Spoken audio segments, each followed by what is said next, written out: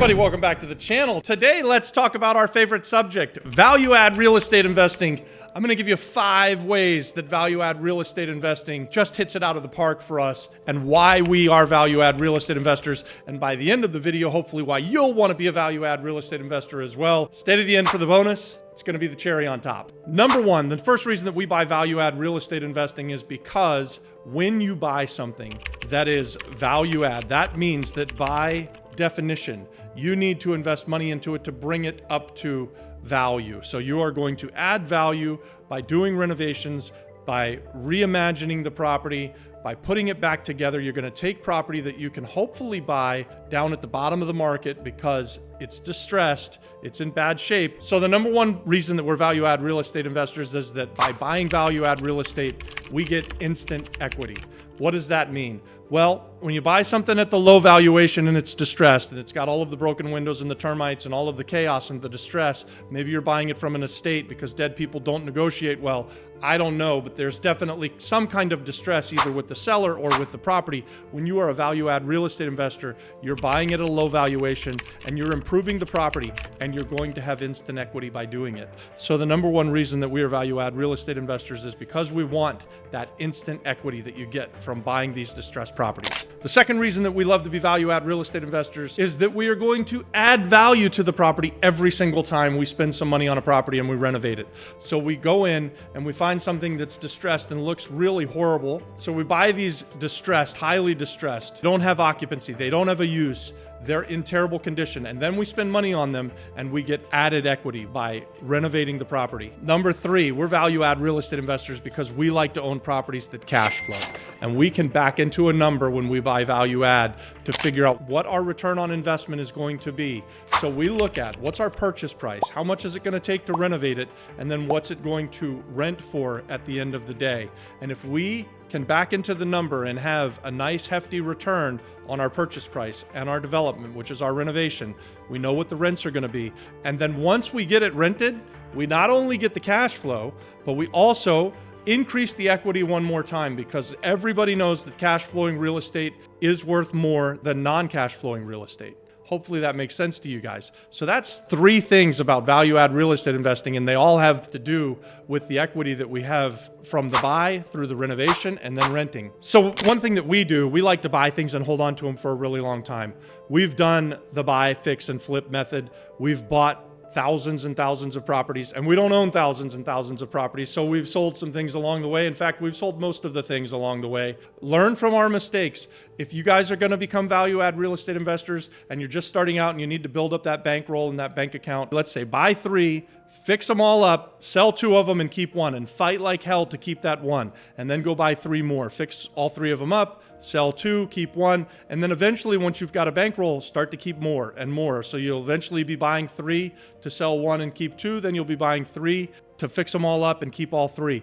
If you can own real estate for a really long period of time that returns enormous cash flow returns through the rental income and hold on to it for years and years and years, you're always going to hit a home run being a value add real estate investor. The number 4 reason that we love value add real estate investing is because of the tax benefits that we get by owning this real estate along the way. So when you buy something this year and you then invest dollars into it to bring it up to that level where you can rent it out for that sweet cash flow, you get to, once you have it rented out and you start making the rental income, you get to offset that income by depreciation. So you get to depreciate the asset. What does that mean? It means you get to depreciate the purchase price. You get to depreciate the capital improvements. And guys, this is just one of the ways that you'll save on taxes through owning real estate, but particularly value add real estate.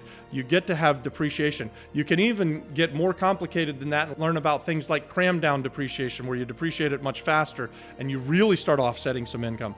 But the tax benefits to owning real estate, they're next level, guys.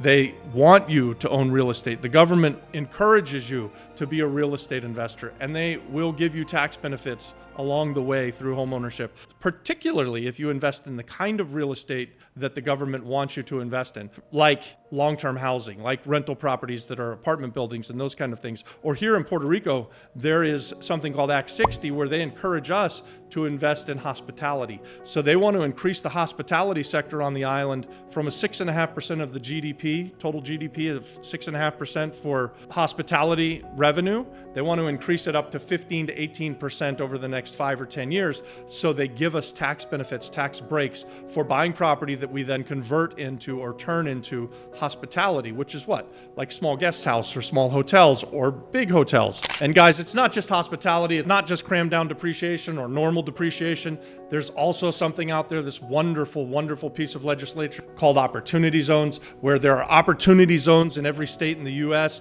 and almost all of Puerto Rico is an opportunity zone. So this is another way that the government is encouraging you to be a real estate investor, particularly a value add real estate investor. And there are some great tax benefits along the way. So inside of opportunity zone investing, if you set everything up correctly and you hold it for 10 years or more, then when you liquidate the property, you'll pay zero in capital gains. And so guys, this is massive. This is generational wealth building. This is something that everyone who hears this should immediately click on the link here that's going to take you to our playlist about opportunity zones and consume this information, because this is cutting edge stuff. This is better than a 401k. This is better than a self-directed IRA. Guys, this is better than a 1031 exchange. All of those are great ways and great places to own real estate, but this is better than all of them put together. This is a once in a lifetime generational wealth building opportunity that everybody's got. The little guys got it, the big guys got it, but you guys who are watching this channel, you have an opportunity right now to invest in opportunity zones,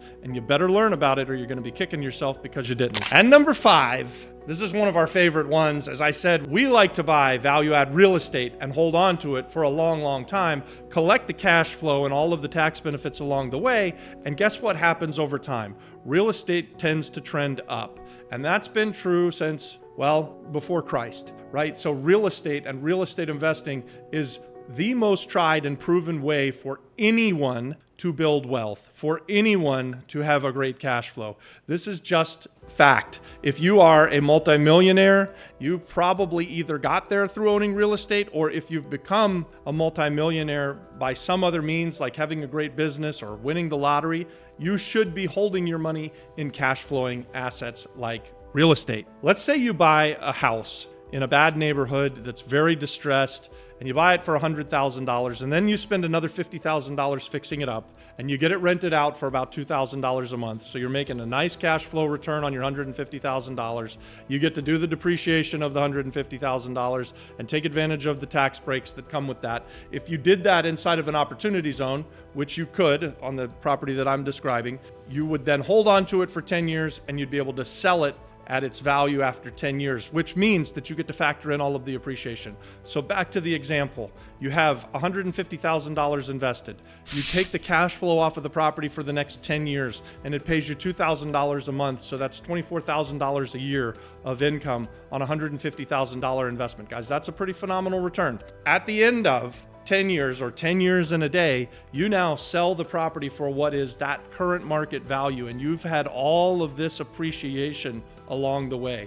And now your property has gone from being worth $150,000 to being worth $450,000, and you have $300,000 worth of capital gains, and you get that tax free. So that is how this works. This appreciation is just amazing. So you don't always get it tax-free, though. You get it tax-free if you do it inside of an opportunity zone. So again, watch the opportunity zone content, because I don't want to mix you up and think that you just automatically hold real estate for 10 years and it's tax-free. That's not true. You have to jump through the hoops. You have to do it the way that the government wants you to do it. You've got to kind of partner with them. And opportunity zones, again, they're a beautiful wealth builder. So that's appreciation. Hopefully I explained that in a way that you guys understand. Leave me a comment, guys. What do you think about the 5 ways to be profitable through value add real estate investing? What's your favorite? Mine is probably the cash flow that comes along the way. All of the other stuff we treat as a bonus, right? We try to back into that number. We know what we're going to invest when we buy it. We know approximately what we're going to spend to fix it up before we buy it.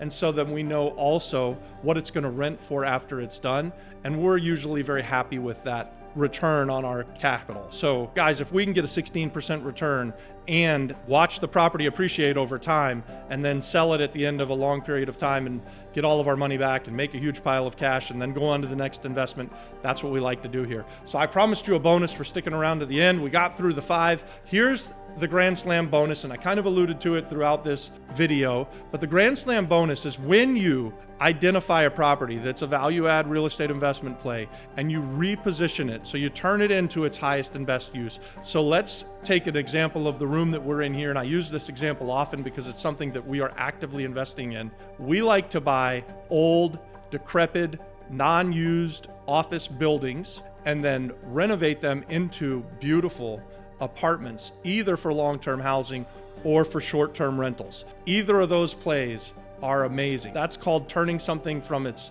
low use and through value add real estate investing, reimagining what that real estate should be and bringing it up to its absolute highest and best use. And when you do that and all of these things in combination, guys, it's just otherworldly returns. It's the greatest feeling in the world to reimagine something from distress and decay and no use and putting it back together into something that's beautiful and fun, has lots of use, throws off a whole bunch of cash. The community gets to use it. It's just a great feeling. It's a great play. Anyways, it is for me. This is what gets me out of bed. I love this kind of play. I really, really like to think outside of the box and try to reconfigure what something could be. So maybe I look at some things differently than other people do, and hopefully as value add real estate investors, you will learn to do it as well. And we'll look at something and we'll say, you know, as a house, it didn't work, but as a hotel, it works really well. Or as a mixed use commercial building, it didn't work, but if we just turn it into a grocery store, we get the highest and best use out of the space. There are so many different things that we're doing where we're always looking for what's the highest and best use. And so that's our bonus. That's what we would love to encourage you guys to do. It's something that you'll grow into. So go out there and find a house, value add real estate, renovate it up to its highest and best use, collect the cash flow along the way, take advantage of all the depreciation. Guys, if you do it inside of an opportunity zone, then you get to sell it at the end of 10 years in a day and you pay 0 capital gains. Wow. How does it get any better than that? That's it. Value add real estate investing and why you should be a value add real estate investor. Give us a like on this one, guys. So leave me a comment and tell me, what do you think? Do you want more of this content? Let me know. Was I good? Was I bad? Don't care. Let's just have a conversation. You tell me. I hope that you guys like the video. I hope that you want to become value add real estate investors. As always, we're looking for partners. So if you like that, become part of our community by smashing that subscribe button. Send me an email possibly at the flipflopflipperpr@gmail.com. Maybe we can do a deal together.